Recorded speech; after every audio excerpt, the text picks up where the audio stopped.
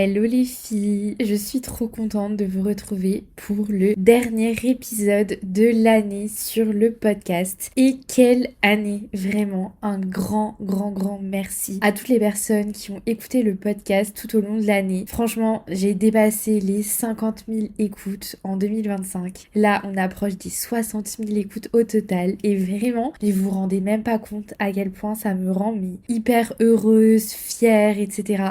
Et ça me donne encore plus envie de vous faire d'autres épisodes en 2026. Il y a déjà des belles histoires d'amour qui vont arriver bientôt. Donc voilà, j'ai trop hâte. Je suis très heureuse de conclure cette année avec vous, à vos côtés. Et puis j'ai hâte de commencer 2026 pour vous partager encore plus de conseils sur l'amour, encore plus de belles histoires, etc. En vrai, ça va être une très belle année. Mais pour conclure 2025, j'avais envie de vous partager un épisode sur un sujet que j'avais prévu de vous tourner déjà en juin. Et au final, je l'ai décalé. Et du coup, je me suis dit que c'était finalement le moment parfait en ce 31 décembre 2025 que de vous partager comment devenir that woman en 2026.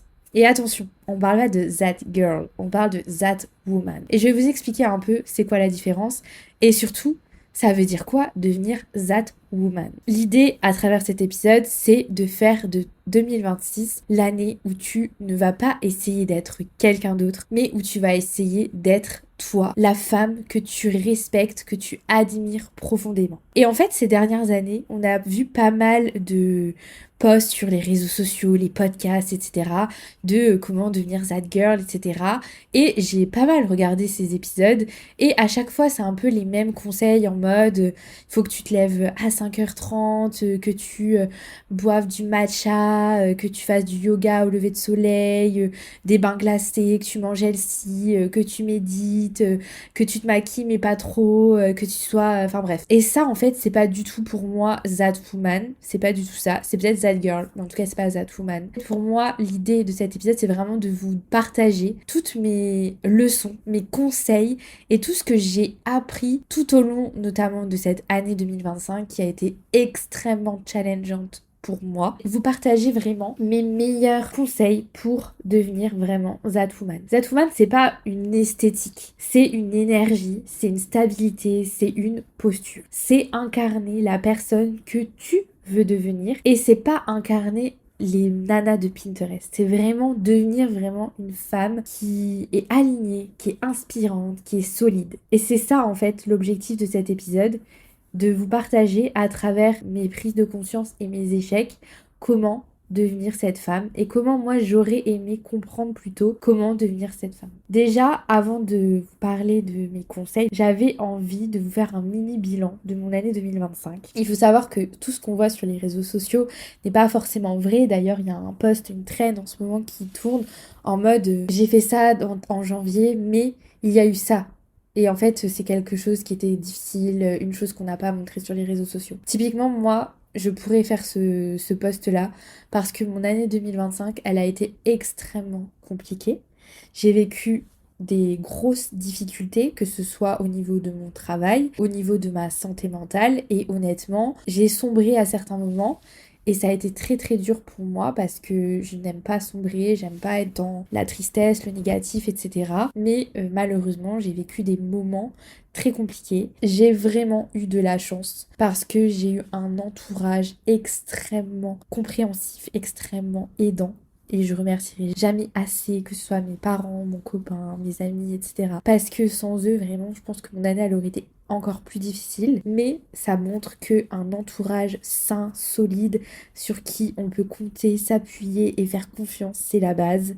Et ça fait pas partie de mes conseils pour devenir that woman, mais franchement, ça c'est vraiment ma leçon de vie 2025. C'est avoir un entourage sain pour surmonter les difficultés. Parce que pour moi, c'est très difficile des fois d'être seule face à des problèmes.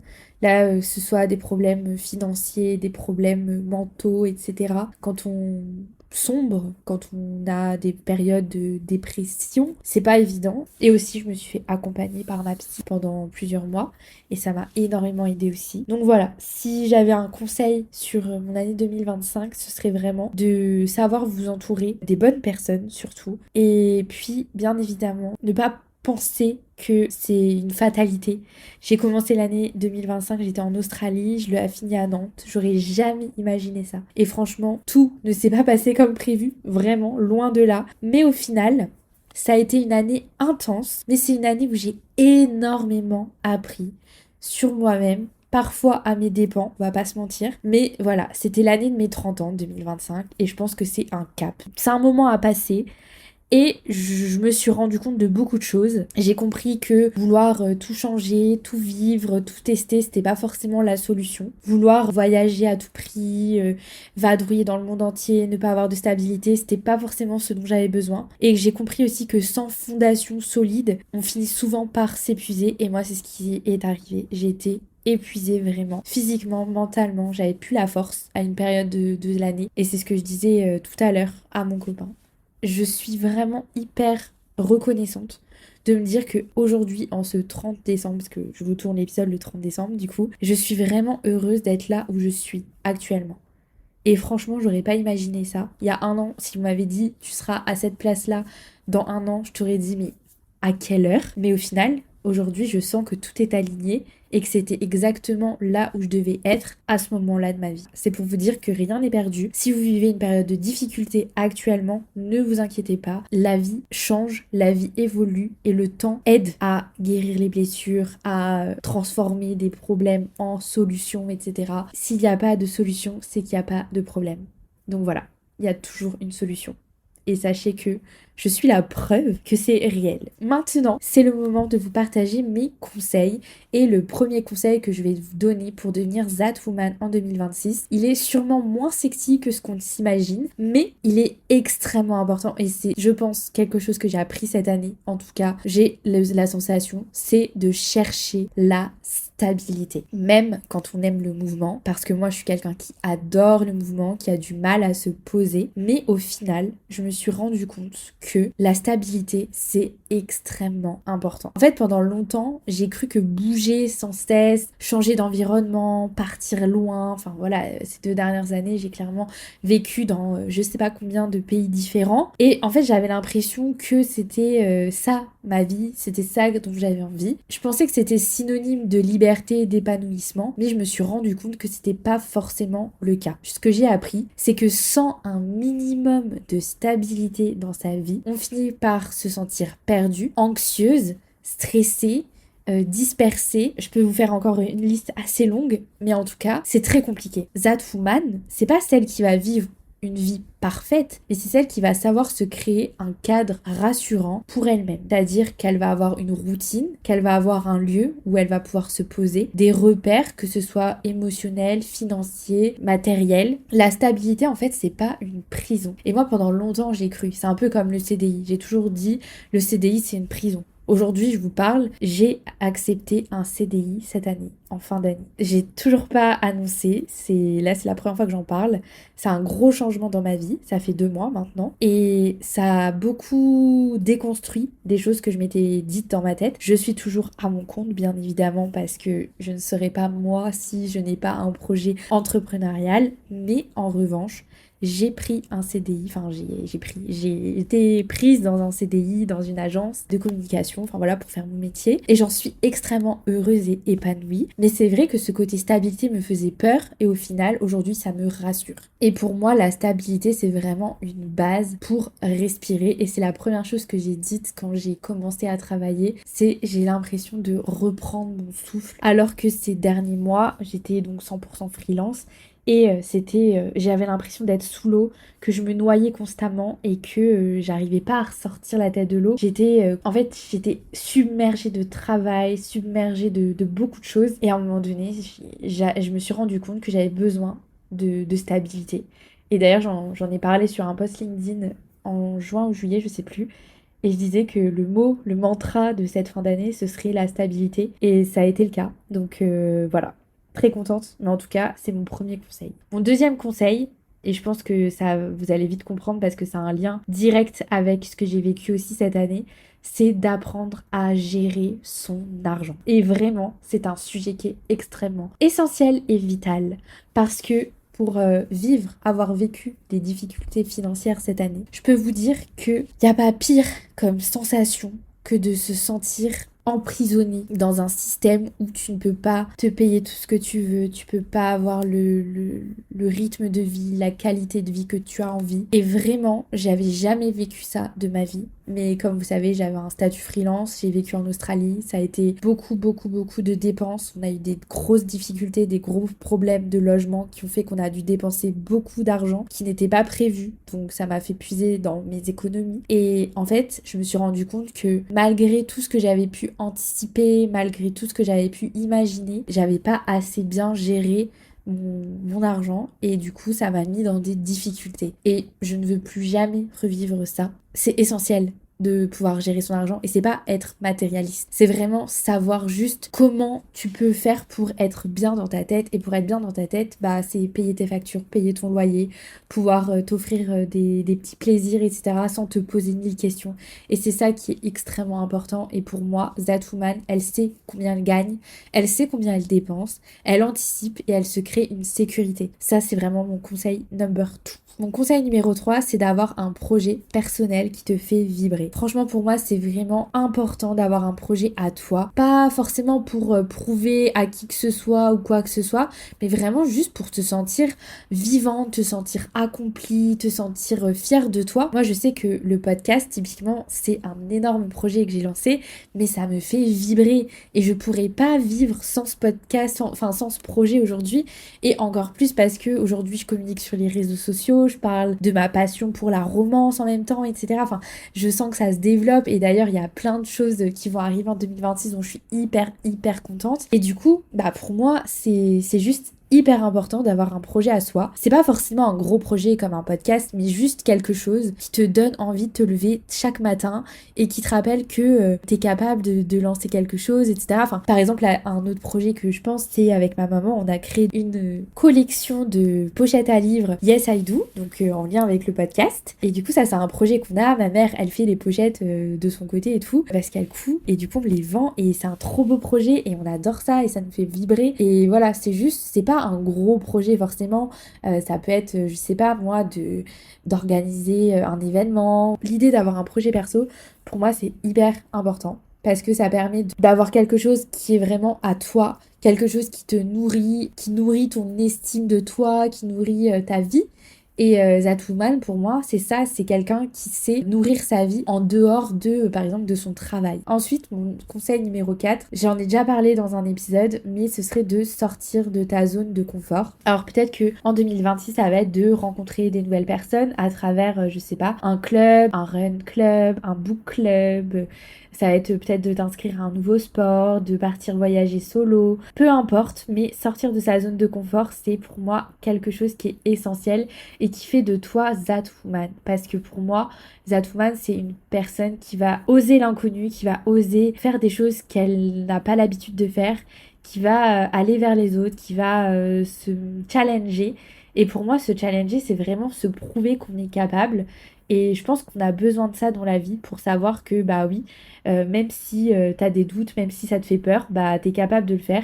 Et pour moi, c'est vraiment hyper important de pouvoir sortir de sa zone de confort. Mon 5e conseil, ça va être d'apprendre à dire stop aux relations toxiques et de dire non. Ça se rejoint un peu les deux, j'en parle très souvent d'ailleurs. Mais pour moi, Zatoumane, elle ne se suradapte plus pour être aimée. Elle comprend que dire non, c'est se respecter, que s'éloigner, c'est parfois se sauver, parce que des fois, on va avoir des personnes dans notre entourage qui sont très toxiques. Et pour l'avoir vécu, parce que je vous ai déjà parlé du fait que j'ai déjà eu une relation toxique, quand je suis partie de cette relation, je me suis vraiment littéralement sauvée. Sauvée, genre sauver la vie, entre guillemets.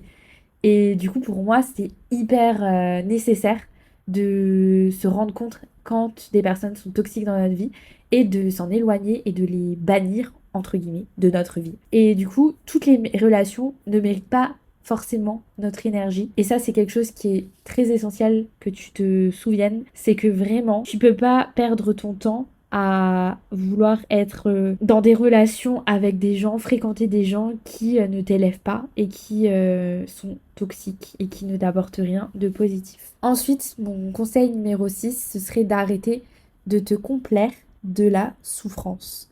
Ça, c'est quelque chose qui est vraiment très compliqué, je pense, pour certaines personnes. Pour moi, je sais que c'est impossible de me complaire de la souffrance parce que je déteste être pas bien. Je déteste ne pas me sentir bien, etc. Et du coup, pour moi, c'est très important de se prendre en main, de vouloir guérir, de vouloir évoluer, de vouloir transformer sa vie quand ça va pas.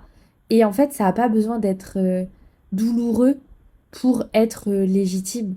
En fait, That Woman, elle comprend qu'elle a plus rien à prouver, qu'elle n'a pas besoin qu'on la plaigne, qu'elle n'a pas besoin de se mettre en position de victime ou quoi pour que on s'intéresse à elle, pas du tout. Elle attend pas d'aller mal pour se sentir assez. Au contraire, justement, elle choisit la paix. Et même quand c'est du chaos autour d'elle, elle va quand même choisir de mettre des choses en place, de faire en sorte de guérir, de s'améliorer. Et typiquement, c'est ce que j'ai fait moi cette année. Je vous l'ai dit, j'ai vécu une période très compliquée pendant plusieurs mois. Mais j'ai mis des choses en place directement, j'ai mis des projets, j'ai pris des décisions, j'ai fait appel à ma psy pour reprendre de contact avec elle et reprendre des séances parce que j'en avais besoin. Et ça m'a extrêmement aidée. Enfin, vraiment, ma thérapie, elle a pas duré longtemps. Elle a peut-être duré 3 mois. Mais en 3 mois, ma psy, elle m'a dit, bah c'est bon, je pense que c'est ok, Carole, t'as plus besoin. Mais juste le fait d'avoir fait le pas, d'être allée la voir, c'était une étape, un step pour dire, j'ai envie de guérir, j'ai pas envie de rester dans cette situation éternellement. Et pour moi, c'est hyper important de ne pas se complaire du coup de justement cette position de tout va mal, broyer le noir, etc. Il faut mettre en place des choses dans sa vie pour aller mieux et c'est essentiel pour se sentir bien. Ensuite, mon 7e conseil, ce serait d'arrêter de vouloir plaire à tout le monde. En effet, plus tu t'affirmes et plus certaines personnes, en fait, elles se sentiront inconfortables. Mais c'est complètement ok parce que le fait de ne pas plaire à tout le monde, c'est surtout être toi-même. L'idée de la vie, c'est pas forcément de plaire à tout le monde, c'est justement de plaire et d'attirer les personnes avec qui tu as des affinités, avec qui tu as des feelings, des connexions, avec qui tu peux t'élever, échanger, évoluer, t'inspirer. Et en fait, on peut pas plaire à tout le monde, on peut pas rentrer dans un moule, dans une case et rester soi-même, c'est impossible. Et du coup, l'idée, c'est vraiment d'apprendre à être qui tu es, à t'affirmer et à montrer aux autres que bah non, tu peux pas faire ça, non, t'as pas envie de faire ça, oui, t'as envie de faire ça, oui, tu aimes ça. Et moi, j'avais eu ça pendant longtemps avec, par exemple, ma passion pour la lecture.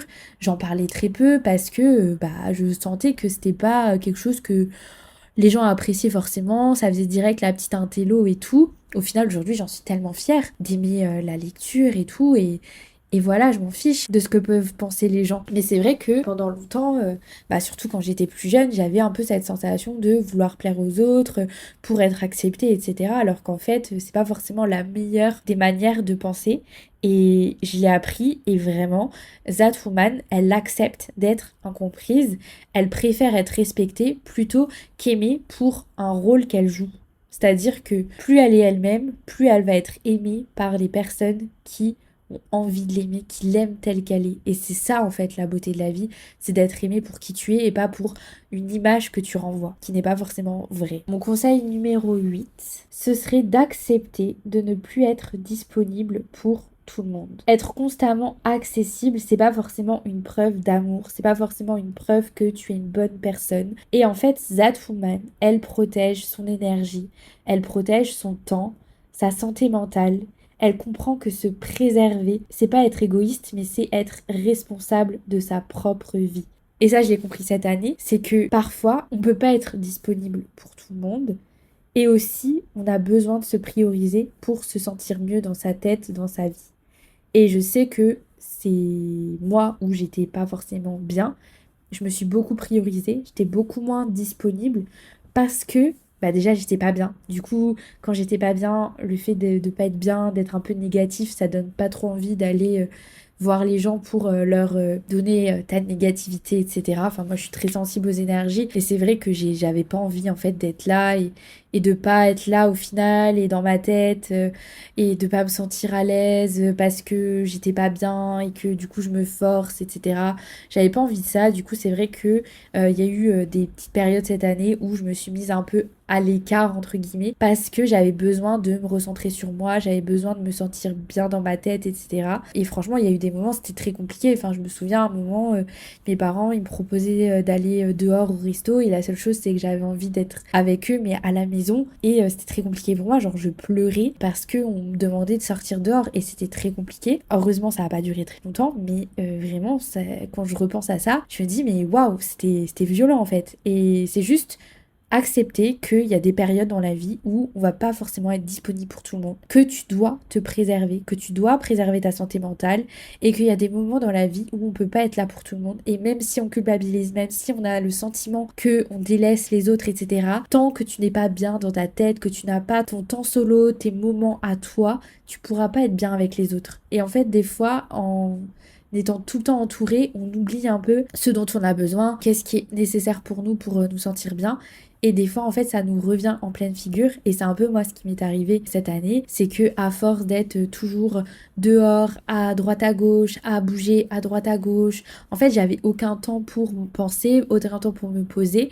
Et du moment où j'ai pris ce temps, ben, je me suis rendu compte qu'en fait, j'avais extrêmement besoin de temps seul pour justement me régénérer et être bien pour les autres.